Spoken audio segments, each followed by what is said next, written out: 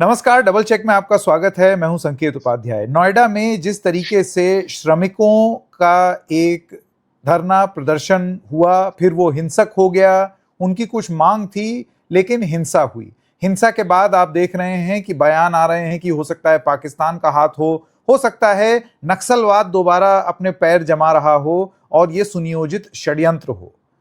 इस पर बात करने के लिए हमारे साथ हैं भारत जोड़ो अभियान के योगेंद्र यादव जी, और उनसे जानने की कोशिश करते हैं कि श्रमिकों की जो स्थिति है वो एक मुद्दा, लेकिन उससे राजनीतिक रूप से निपटा किस तरीके से जा रहा है कि इसमें नक्सलवाद, हक की आवाज में नक्सलवाद देखा जा रहा है। उसके बारे में बात करते हैं। योगेंद्र जी, आपका बहुत बहुत स्वागत। सबसे पहले मैं आपसे पूछना चाहता हूं, ये जो अनरेस्ट हुआ, ये जो हमने बवाल होते हुए देखा, हफ्ते भर से धरना प्रदर्शन चल रहा था, मांग ये थी कि हरियाणा के तर्ज पर यहां भाई मिनिमम वेज बढ़ाई जाए।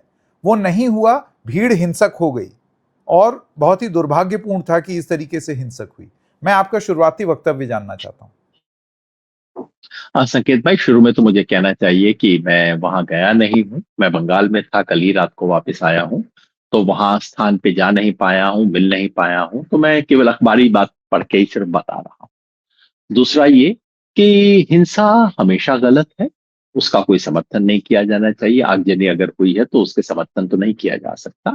अ, तीसरी बात ये है कि जब हम कहते हैं हिंसा गलत थी, तो हमारी ये नैतिक जिम्मेवारी भी बनती है कि हिंसा होने से पहले क्या हमने उस आवाज को सुना था।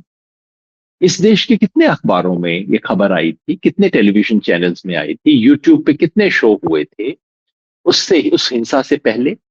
क्योंकि हिंसा होने से उनकी बात का जो नैतिक आधार तो बदल नहीं जाता ना। अगर उनकी बात में नैतिक दम था, अगर वो वर्कर सिर्फ इतना मांग रहे थे कि जो न्यूनतम वेतन, और वो तो उसी फैक्ट उसी कंपनी का था, वो कह रहे थे यही कंपनी हरियाणा में इतना पैसा देती है, उत्तर प्रदेश में इतना देती है, ऐसा क्यों है। और अगर इस देश में कोई व्यक्ति, कोई संगठन कहता है कि न्यूनतम वेतन लागू किया जाना चाहिए, न्यूनतम वेतन बढ़ाया जाना चाहिए, क्या ये असंवैधानिक है? तो मैं समझता हूं वो सब लोग, जिसमें मैं भी शामिल हूं और आप भी शायद शामिल हैं, वो सब लोग जो आज कहते हैं कि हिंसा गलत है, उन्हें अपने गिरेबान में झांक के ये भी पूछना चाहिए कि अगर ये हिंसा ना होती तो क्या हम इसके बारे में यूट्यूब प्रोग्राम कर रहे होते? क्या हमने इसको सुर्खियों में लाया होता? क्या हमने इसके बारे में बात की होती? वो लोग जो कि हिंसा से पहले इस मुद्दे को उठा रहे थे, उन्हें हक है हिंसा का विरोध करने का। और वो लोग जो कि उससे पहले नहीं बोल रहे थे, केवल आज बोल रहे थे, वो सब कहीं ना कहीं पाखंड के दोषी। योगेंद्र जी, अब बात करते हैं इसको लेकर के जो राजनीतिक चर्चा हो रही है। एक तो देखिए, प्रशासन की तरफ से ये कहा जा रहा है कि अब आपको सैलरी स्लिप मिलेगी, महिलाओं को छुट्टी मिलेगी, और जो आपको अवकाश मिलेगा उसमें आपकी तनख्वाह नहीं कटेगी, और भी सब तमाम बातें बोली गई हैं। अ, इसको लेकर के योगी आदित्यनाथ का बयान ये आया है कि हम कोई भी ऐसी स्थिति उत्पन्न नहीं होने देंगे जिससे नक्सलवाद दोबारा अपने पैर जमाए। पाकिस्तान का हाथ ऐसा पुलिस की जांच में जांच करने की कोशिश कर रहे हैं कि कोई सुनियोजित षड्यंत्र बॉर्डर पार से तो ये नहीं हो रहा था। इस तब जो बयान आ रहे हैं, इस पर आपकी क्या प्रतिक्रिया है? मैं समझता हूं हमारे देश में राजनीति का स्तर कितना गिर गया है, उसका उदाहरण है। आप पाकिस्तान का हाथ ढूंढ रहे हैं, आप क्यूबा का हाथ ढूंढ रहे हैं। अगर पाकिस्तान आपके यहाँ नोएडा में, दिल्ली के कोने में बैठ के इस तरह की चीजें करवा सकता है, तो उत्तर प्रदेश के मुख्यमंत्री को इस्तीफा दे देना चाहिए। देश के गृह मंत्री को भी इस्तीफा दे देना चाहिए, अगर ऐसी बात सच है। मैं समझता हूं इस तरह की बचकाना बातें करना अ, शोभा नहीं देता है। बड़ी कुर्सियों पे बैठे लोग हैं, अपनी नहीं तो कम से कम कुर्सी की तो थोड़ा शर्म कर लीजिए बोलने से पहले। नक्सलवाद, कम से कम मैंने तो आज तक उत्तर प्रदेश में इसके कोई, और खासतौर पे उत्तर प्रदेश के इस हिस्से में इसका कोई नाम नहीं सुना। ये नक्सलवाद क्या है, इसके बारे में जो बोलने वाले हैं इनको भी पता नहीं है कि क्या बोल रहे हैं। बस इसके में एक जुमला आ गया है, जिसका मन आता है, जो व्यक्ति कुछ भी हक की आवाज उठाता है, चलो नक्सलवादी कहो, अंदर डालो, इत्यादि। मैं समझता नहीं कि इसका देश पे क्या असर पड़ेगा। इन लोगों ने इसके बारे में एक क्षण के लिए भी कभी सोचा है? और इसका मतलब है, जाहिर है कि जो हरियाणा में वेजेस दिए जा रहे थे वो नक्सलवाद की वजह से दिए जा रहे थे क्या? उत्तर प्रदेश के मुख्यमंत्री को जाके हरियाणा के मुख्यमंत्री से भी फिर झगड़ा करना चाहिए कि भाई आप नक्सलवाद को बढ़ा रहे हैं। लेकिन जो सच बात ये है संकेत भाई, वो ये है कि हरियाणा में या दिल्ली में भी जो हो रहा है ये भी कोई बहुत अच्छे उदाहरण नहीं। सच बात ये है कि इस देश में जो मजदूर हैं, जो फैक्ट्री में काम करने वाले मजदूर हैं, उद्योग में काम करने वाले मजदूर हैं, खासतौर पे जो असंगठित, संगठित क्षेत्र के भी और असंगठित क्षेत्र के। संगठित वो जिनकी यूनियन है, जिनको पीएफ मिलता है, जिनको सैलरी मिलती है।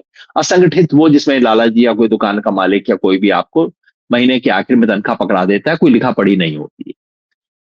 तो संगठित क्षेत्र, पहले संगठित क्षेत्र में जो थे, कम से कम मजदूर संगठित हुआ करते थे, उनके अधिकारों की एक न्यूनतम सुरक्षा होती थी। पिछले केवल 10 साल से नहीं, मैं कहूंगा पिछले 15-20 साल से इस देश में जो माहौल बन गया है वो ये है कि अब संगठित क्षेत्र में भी मजदूरों की कोई प्रोटेक्शन नहीं बची। पहले असंगठित क्षेत्र में ही दिक्कत थी, अब ये संगठित क्षेत्र में भी है। आप हरियाणा का जिक्र करें तो हरियाणा में अभी मानेसर में घटना हुई, लेकिन हरियाणा में जो मारुति उद्योग के वर्कर्स के साथ हुआ था, जिसने एक तरह का एक नमूना बना दिया था, और वो शायद बीजेपी के जमाने में नहीं हुआ था, उससे पहले की घटना का मैं जिक्र कर रहा हूं। वहां से नमूना बनना शुरू हुआ। सच बात यह है कि सारी राज्य सरकारें, सत्ता में बैठे हुए लोग पूंजी के सामने गिड़गिड़ाते हैं। सबके मन में डर ये है कि भाई कोई हमारे यहां इन्वेस्टमेंट कम ना हो जाए। और इन्वेस्टमेंट करने वाला कहता है देखो फैक्ट्री तो लगाऊंगा लेकिन कोई लेबर प्रॉब्लम नहीं होनी चाहिए। और नेता लोग हाथ जोड़ के कहते हैं आप चिंता मत कीजिए, कोई लेबर प्रॉब्लम होने नहीं देंगे। लेबर प्रॉब्लम नहीं होने देंगे का मतलब, अगर आप किसी मजदूर के साथ अन्याय करेंगे, उसकी मौत हो जाएगी, तो हम एफआईआर नहीं होने देंगे। आप जिसको जो मर्जी तनख्वाह दीजिए, हमारा इंस्पेक्टर कभी चेक करने नहीं आएगा। आप उनसे जितना मर्जी घंटा काम कीजिए, कोई फर्क नहीं है। और जिसको जब चाहिए कान पकड़ के निकाल दीजिए।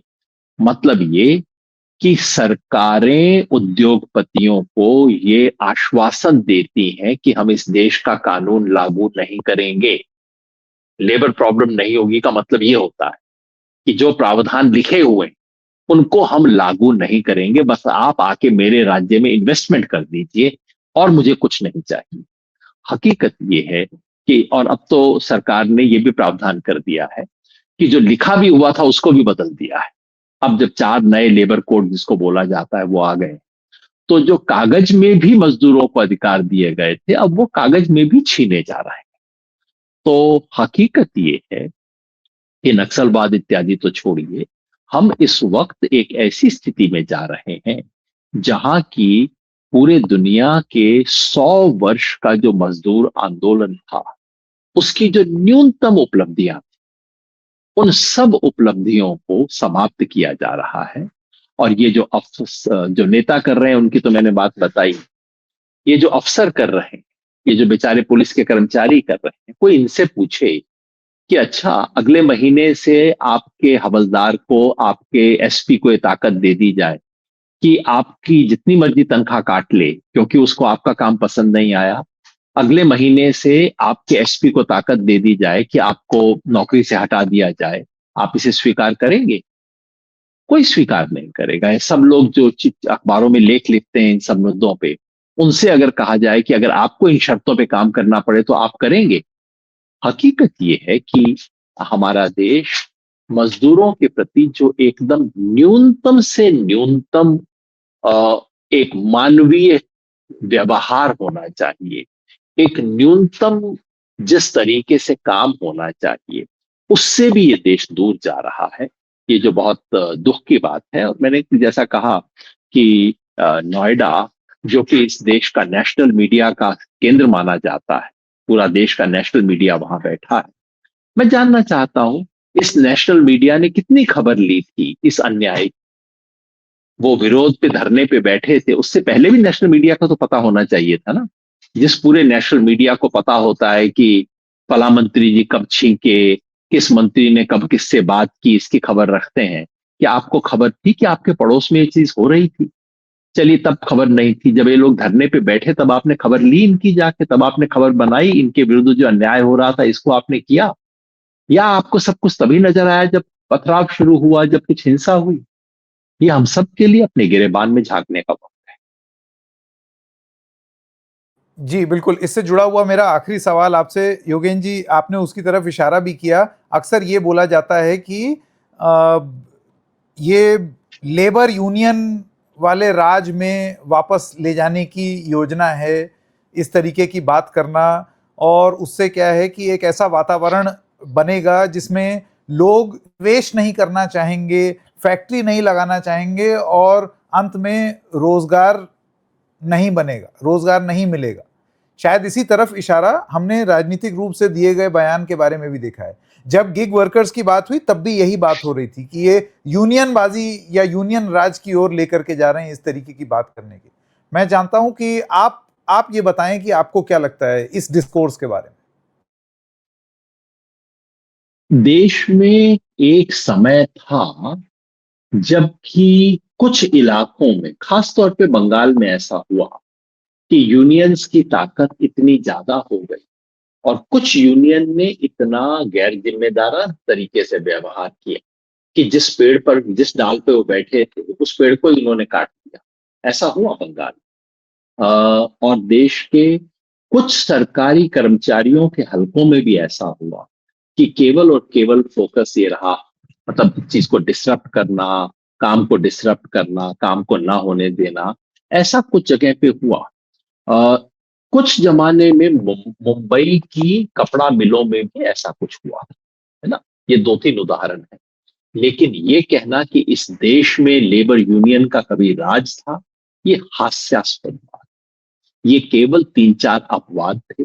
और चूंकि इस देश में पैसे वालों का मीडिया पर, ओपिनियन पर, कलम पे पैसे का इतना कब्जा होता है कि वो उस अपवाद को एक सामान्य नियम की तरह पेश करना चाहती है। हकीकत ये है कि इस देश में 90% समय किसी उद्योगपति को लेबर से प्रॉब्लम नहीं था। उन्होंने काम करवाया, जिसको रखना चाहते थे रखते थे, जिनको निकालना चाहते थे निकालते थे। केवल न्यूनतम शर्तें थी कि भाई आप उनका पीएफ दिया करेंगे, उनको एक स्लिप दिया करेंगे। और ये सारी चर्चा, याद रखिए, केवल इस देश के 10% वर्कर के बारे में हो रही है, क्योंकि इस देश के 90% वर्कर बिना किसी पर्ची, बिना किसी अपॉइंटमेंट लेटर, बिना किसी पीएफ के काम करते हैं, जिन पे कभी ना कोई यूनियन थी, ना आज है, ना बनने की कोई संभावना है।